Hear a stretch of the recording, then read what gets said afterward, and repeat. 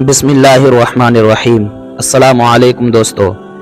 پیارے دوستو، بہت پرانے وقتوں کی بات ہے۔ ابن صابات بغداد کا نامی گرامی چور تھا۔ وہ چوری اور ڈکیتی میں ایسا ماہر تھا کہ ہزاروں چوریاں کرنے کے باوجود قانون کی گرفت میں نہیں آتا تھا۔ آخر کب تک بچتا، ایک دن اسے گرفتار کر ہی لیا گیا اور قانون وقت کے مطابق اس کا ایک ہاتھ کاٹ دیا گیا۔ بعد ازاں اسے جیل بھیج دیا گیا۔ بغداد کے لوگ اس کا ذکر ہاتھ کٹا شیطان کے نام سے کیا کرتے تھے۔ وہ قید یا بمشقت کاٹ رہا تھا۔ 10 سال قید کاٹنے کے بعد ایک دن وہ جیل سے فرار ہو گیا۔ جیل سے باہر آتے ہی اپنے پیشے یعنی چوری کو از سر نو شروع کرنے کا ارادہ کیا۔ ایک ہاتھ کٹ جانے اور قید و بند کی صعوبتیں اٹھانے کے باوجود اس کے مزاج پر ذرہ برابر اثر نہیں ہوا تھا۔ ایک رات وہ اپنی مہم پر نکلا، پھرتے پھراتے ایک بڑے سے گھر میں داخل ہوا۔ گھر کے احاطہ کے چاروں طرف کمرے تھے۔ وہ ایک بڑے کمرے میں گیا جہاں کھجور کے پتوں کی چٹائی بچھی ہوئی تھی، جائے نماز، ایک تکیہ اور چند ٹوپیاں رکھی ہوئی تھی، اور دوسری طرف پشینہ کے چند تھان، شالیں اور کپڑوں کے تھان لاوارثی کی حالت میں پڑے تھے۔ بغداد کے چور نے چادر بچھا کر اس کے اوپر تھان رکھے اور ایک گٹھری بنائی اور اس کو باندھنے کی کوشش کرنے لگا، لیکن ایک ہاتھ نہ ہونے کی وجہ سے اس سے گروہ نہیں لگ رہی تھی۔ وہ ہانپتا ہوا بیٹھ گیا۔ عین اسی وقت ایک ضعیف شخص کمرے میں داخل ہوا۔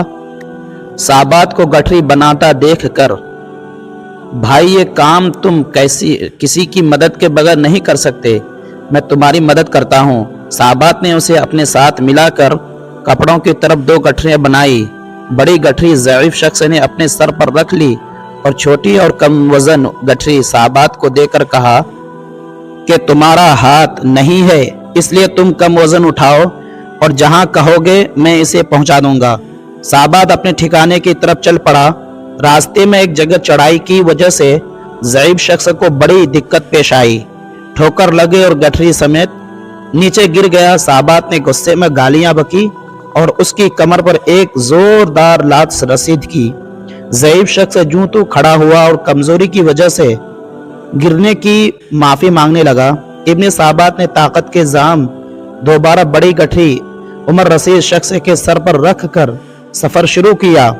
چلتے چلتے وہ ایک کھنڈر میں جا پہنچے جو بغداد کے چور کی پناہ گاہ تھی۔ پھر ابن صابات نے بزرگ سے کہا کہ دیکھو، پہلے چوری کرنے میں پہنچا تھا اور تم بعد میں آئے تھے، لہٰذا یہ تمام چوری کا مال میرا ہوا اور تمہیں مجھ جیسا سردار پورے بغداد میں نہیں مل سکتا، لہٰذا آج سے تم میرے شاگرد ہو۔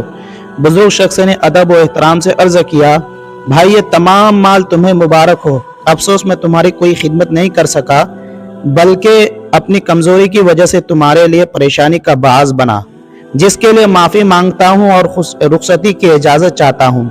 خدا حافظ کہہ کر وہ شہر کی جانب چل پڑا۔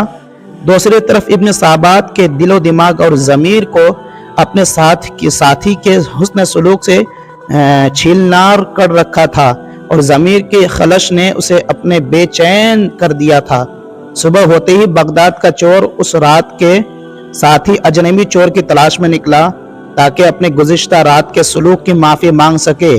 یہی سوچتا ہوا وہ رات والی عمارت کے باہر جا پہنچا جہاں رات کو اس نے چوری کی تھی، مگر وہاں چوری کے بعد کوئی افراتفری نظر نہ آئی، بلکہ لوگ جوق در جوق اس گھر میں احترام سے جاتے نظر آئے۔ بغداد کے چور نے ایک شخص سے پوچھا کہ یہ کس کا مکان ہے؟ اس نے کہا کہ لگتا ہے تم بغداد میں نئے ہو، یہ بابرکت مکان ہمارے شیخ حضرت جنید بغدادی کا آستانہ علم ہے۔ ابن صابات نے نام تو سن رکھا تھا مگر دیدار کی سعادت سے اب تک محروم تھا۔ سوچا کہ آج اتفاقاً اس نیک و بزرگ ہستی کا دیدار ہی کر لوں۔ اندر جا کر کمرے میں جھانکا تو دیکھا وہی رات والا عمر رسید ساتھی مسلح پر بیٹھا درس دے رہا ہے اور با ادب لوگوں سے کمرہ بھرا پڑا ہے۔ اتنے میں اذان ہوئی، سب نماز کے لیے مسجد جانے لگے۔ بغداد کا مشہور اور ظالم چور ابن صابات نے بے ساختہ روتے ہوئے آپ کے قدموں میں گر پڑا اور گزشتہ رات کی بد اخلاقیوں پر معافی کا طلبگار ہوا۔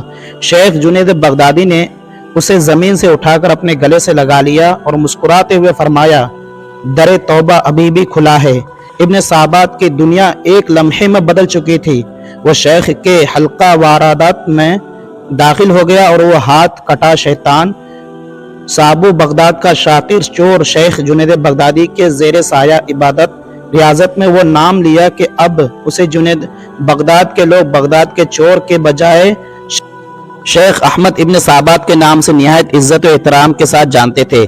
اسی ابن سابات کو ایک مرد خدا جنید بغدادی کے حسن و اخلاق و کردار نے چند لمحوں میں بھی خاصان خدا کی صف میں داخل کر دیا اور بغداد کے چور کو چند لمحوں میں سیدھی راہ پر لانے کی کرامت کا چرچا زبان زد عام ہو گیا۔ حضرات، اسی طرح کی واقعات اور ویڈیو دیکھنے کے لیے ہمارے چینل کو لازمی سبسکرائب کریں اور شیئر بھی کریں۔